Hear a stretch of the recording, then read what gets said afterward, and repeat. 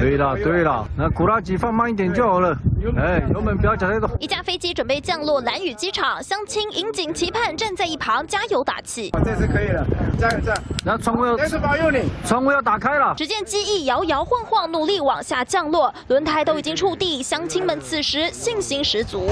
有了有了，好，这样这样。哎。眼看即将降落，大伙开心欢呼，但就在这时，一阵强烈侧风来袭，机身险些被吹翻，滑行不到100公尺，立刻补油门，拉机头起飞，欢呼掌声瞬间变尴尬。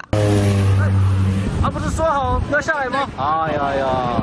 哎，我的信件呢？机长当机立断返回台东丰年机场，一排乡亲傻眼，只能眼睁睁苦喊：我的家人跟信呢？19人坐小飞机是台东飞往兰屿最快工具，但是每当侧风过强，飞机就会像螃蟹一样横行，只能拉机头折返台东。兰屿的交通日常总是让乡亲跟游客吓出一身冷汗。机场改建跟对外交通改善都有迫切需求。兰屿乡亲真的是非常的辛苦了。如果都有飞都顺利，不要被取消，一天也才152个位置，这对于要发展观光的兰屿来说，真的是杯水车薪。耶稣保佑你！居民期盼机场翻新，重视离岛乡民交通困境，不要每次回趟家只能祈求老天保佑，实在不是长久之计。记者潘正贤、黄天瑶、范雅乔台东报道。